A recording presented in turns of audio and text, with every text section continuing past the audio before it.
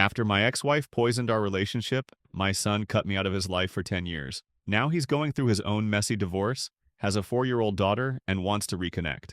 I guess I'll start with how everything spiraled into this mess. I'm 55 now, but to really understand how I ended up here, you've got to go back to when I was fresh out of college. Back then, I thought I had life all figured out. I met this amazing woman. At least she seemed amazing at the time. We had this whirlwind romance, the kind of love story you see in movies. It was fast, passionate, and intense. And before I knew it, we were married. I truly believed I'd hit the jackpot, that I'd found my forever person. For a while, things were good. Really good, actually. Couple of years into our marriage, we had our son Eddie, and it felt like everything was falling into place. I had a steady job. We bought a house with a little yard, and life seemed like it was lining up just how I always imagined it would. You know that typical picture-perfect family dream you grow up hearing about? But looking back now, I can see that there were cracks in the foundation from the very beginning. At the time, I didn't want to see them. Or maybe I did see them, but I convinced myself they didn't matter.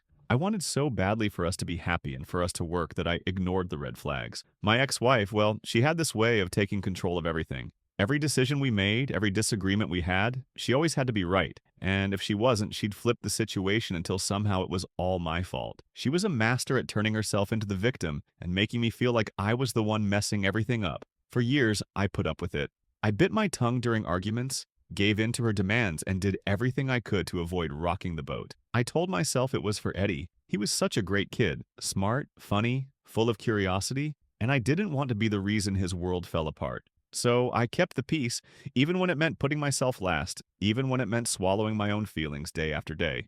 But the truth is, you can only do that for so long before it starts eating away at you. By the time Eddie was a young man, I was completely drained. I wasn't just tired, I was worn down in a way that's hard to explain. I'd look at my life and think, is this it? Is this really all there's going to be? I didn't want to spend the rest of my life in a marriage that felt like a never-ending battle where I was always on the losing side. So I made the hardest decision I've ever had to make. I filed for divorce. I knew it wouldn't be easy, but I wasn't prepared for just how ugly it would get. My ex-wife didn't just fight me, she declared war. She used every trick in the book to make me out to be the villain. And the worst part, she dragged Eddie right into the middle of it. She told him I didn't care about him, that I was leaving because I was selfish and couldn't handle being a husband or a dad. She twisted every argument we'd ever had into some story about how I was distant and unloving. She conveniently left out all the years of her manipulation, all the times she pushed and pushed until I had nothing left to give. Instead, she fed Eddie lies, planting seeds of doubt in his mind.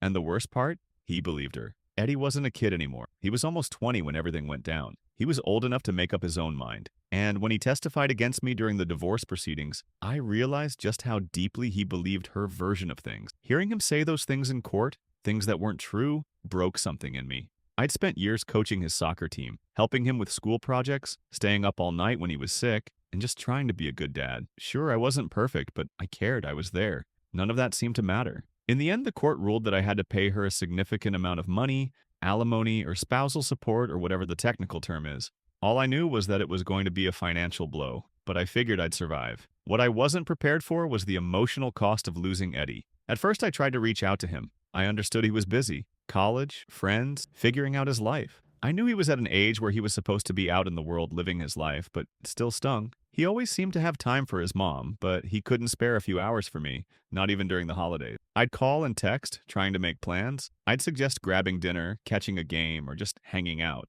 But the answer was always the same. He was too busy. He had homework, or he was going out with friends, or he had something else going on. At first, I tried to tell myself it was normal, that he was just being a typical 20-something, caught up in his own world. But as time went on, it became clear that he just didn't want to spend time with me.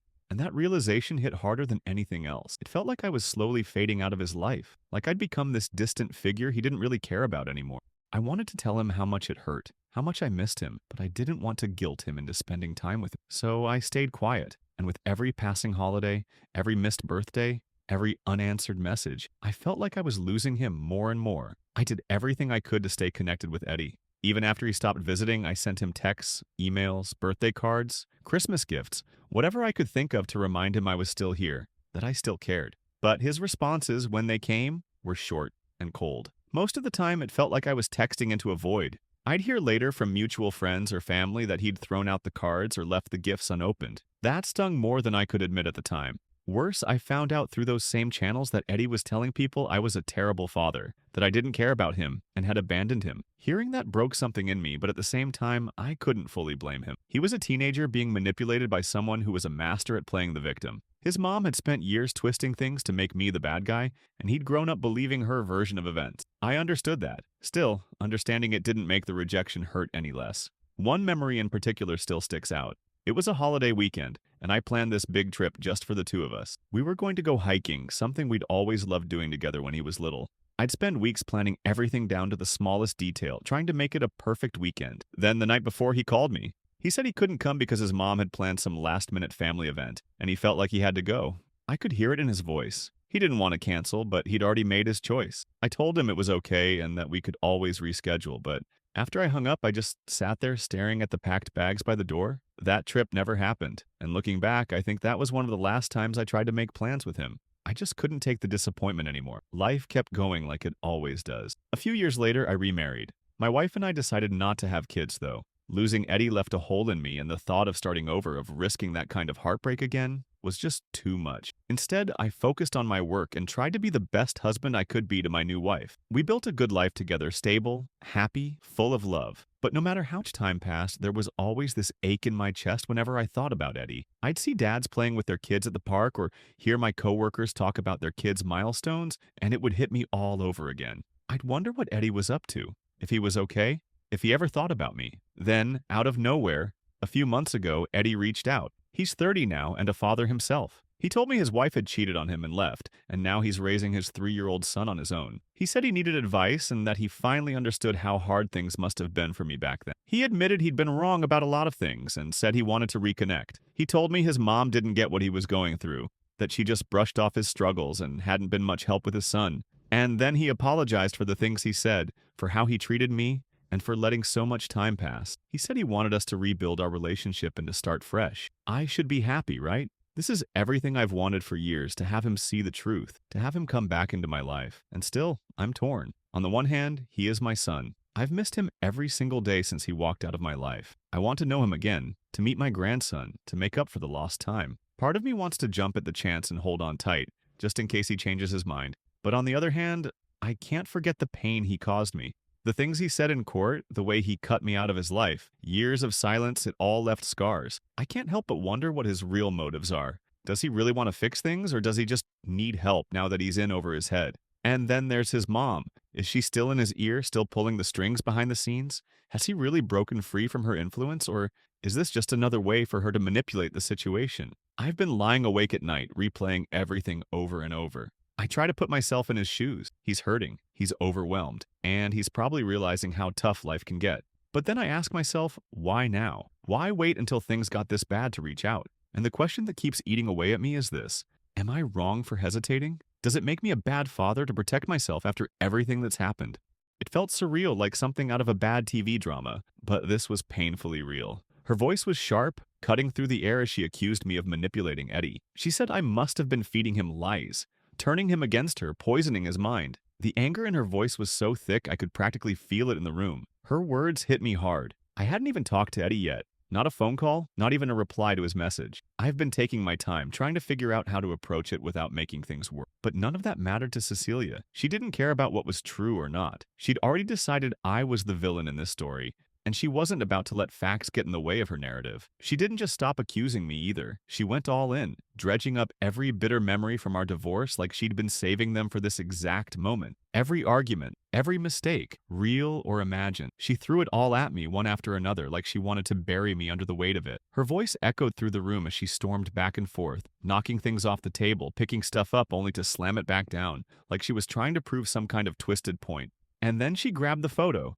It was a framed picture sitting on the mantle. One of my favorites. It was me and Eddie from years ago. He couldn't have been more than 9 or 10. I remember that day so well. He just scored his first soccer goal, and the way his face lit up, you'd think he just won the World Cup. I love that photo because it reminded me of a time when things weren't so messy, when life felt simple and good. Cecilia yanked it off the mantle like it was some kind of evidence. She held it up, shaking it in front of me as if it proved her point. "You have no right to be in his life after everything you've done," she screamed. Her voice cracked a little when she said it, but there was no mistaking the venom behind her words. That's when I snapped. I've been standing there trying to stay calm, trying to keep my cool while she tore into me. But seeing her holding that photo, shaking it like it was a weapon, was the final straw. I took a deep breath, forcing myself to keep my voice steady and said, "Put the photo down and get out of my house." She froze for a second, staring at me like she couldn't believe I just said that. But I wasn't done. I told her plain and simple that if she didn't leave right that second, I was going to call the cops. And I meant it.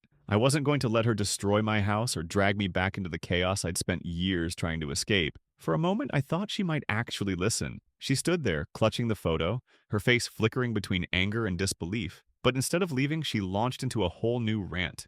This time about Eddie. She called him ungrateful and selfish, said he had no idea how hard she worked to give him that life he had. Then she started ranting about how he'd been blaming her for everything ever since his own divorce. She said he was holding grudges, acting like she was the problem, and how his therapist had brainwashed him into thinking she was the root of all his issues. And then she dropped a bombshell. She said Eddie had been struggling with severe anxiety and depression ever since his wife left him. He'd been having panic attacks, bad ones. There was even a point where he was hospitalized after one particularly bad episode. She told me he'd been seeing a therapist, and it was the therapist who had encouraged him to reach out to me as part of his healing process. Hearing that hit me like a freight train. I had no idea Eddie was going through all of this. Sure, I knew his divorce must have been hard, but I didn't realize how much it had broken him. I had no clue he was carrying all that pain, all that weight on his own. Cecilia kept talking, her words sharp and relentless, but I stopped listening. My mind was spinning, trying to process what she just told me. All I could think about was Eddie, my son, struggling in ways I couldn't have imagined. I thought about him having panic attacks and feeling lost and overwhelmed. I thought about all the years I tried to reach out.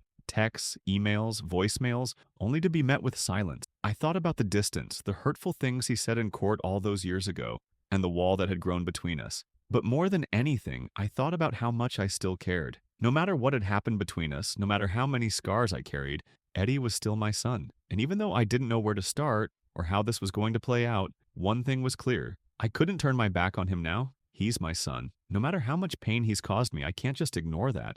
Eventually, Cecilia stormed out, slamming the door behind her, leaving me sitting there in the middle of my living room, surrounded by the mess she'd made, both literally and emotionally. I sat there for a long time, just trying to make sense of everything. It was clear now why Eddie had reached out. He wasn't just looking for closure or trying to reconnect for the sake of it. He was struggling, really struggling, and he didn't know where else to turn. After a lot of soul-searching, I made my decision. I picked up my phone and wrote Eddie a message. I told him I was sorry for everything he'd been going through and I'd like to meet up if he still wanted to talk. I said I didn't know if we could fix everything between us, but I was willing to try. Before I could second-guess myself, I hit send. Now I'm just waiting to hear back from him. My emotions are all over the place. Anger, sadness, guilt, hope. But for the first time in a long time, I feel like I have some clarity. Eddie needs me, and no matter what's happened in the past, I'm willing to be there for him. I know this isn't going to be easy. The wounds from our estrangement are still there, and I'm not naive enough to think we can just pick up where we left off. But I also know that if there's even a chance to rebuild our relationship, I have to take it. He's my son, and despite everything, I still love him. Hopefully, everything gets better from here ahead. Update 3. Hello, guys. So many of you asked for an update, so here it is. Eddie and I finally met. It wasn't some grand emotional reunion. It was quiet, awkward, and a little tense, but it happened. He brought his daughter, my granddaughter, with him. She's 4 years old with big brown eyes and a shy smile that reminded me so much of Eddie when he was that age. Seeing her was like a punch to the heart. I hadn't even known her name until that moment. Rory. She clung to Eddie's leg, peeking out at me like I was some stranger. And I guess to her, I was. We met at a park, neutral ground. Eddie looked tired, like he hadn't slept in weeks. His face was thinner, and there was a heaviness in his eyes that I hadn't seen before.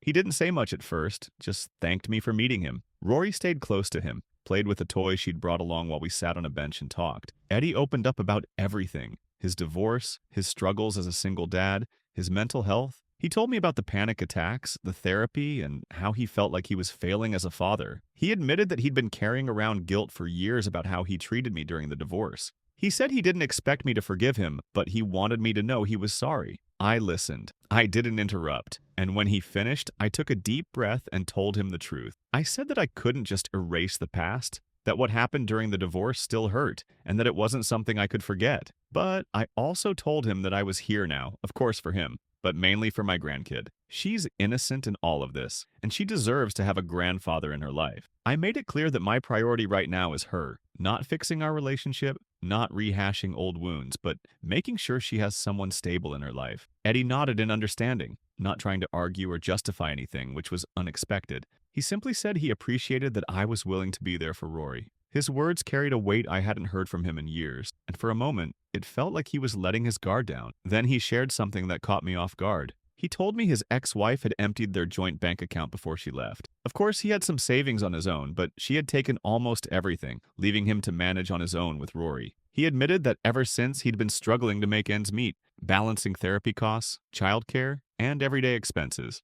The weight of his words hit me like a brick. It wasn't just about the emotional toll he'd been carrying. He was fighting to keep his and Rory's lives afloat financially, too. I couldn't help but feel angry for him. The thought of someone abandoning him and their child like that with no regard for the consequences was infuriating. At the same time, it made his situation feel even heavier. He wasn't just trying to piece his life back together. He was doing it with one hand tied behind his back. I told him he needed to take action. He couldn't just let her get away with it. Filing a police report and consulting a lawyer were non-negotiable steps he had to take. He seemed hesitant at first, reluctant to make things more complicated than they already were. But I pressed the point, reminding him that this wasn't just about him. It was about Rory. Letting this slide wasn't an option if he wanted to give her the stability she deserved. I even offered to help him find a lawyer if he didn't know where to start. It was a small gesture, but one I hoped would show him he wasn't completely alone in this. It seemed to sink in because he nodded, though I could see the hesitation still lingering in his expression. By the end of our meeting, something had shifted, even if only slightly. The tension that had been hanging between us from the start felt a little lighter. Things weren't magically fixed, but it felt like a first step, small but significant. Rory, who had been keeping her distance at first, began to warm up to me as the afternoon went on. By the time we left, she let me push her on the swings, and the sound of her giggling brought a knot to my throat. I don't know what the future holds for us. Eddie and I have a long road ahead if we're going to rebuild any kind of relationship, and I'm not naive enough to think it'll be easy. The past still hurts, and it always will. But Rory, she's innocent in all of this. She deserves to have someone who will be there for her no matter what, and I want to be that person for her. This might not be the fresh start I imagined, but it's something. And for the first time in a long time, I feel like I'm ready to move forward. For Rory, for Eddie, and maybe in some way for myself too. Whatever this journey looks like, I am ready to face it.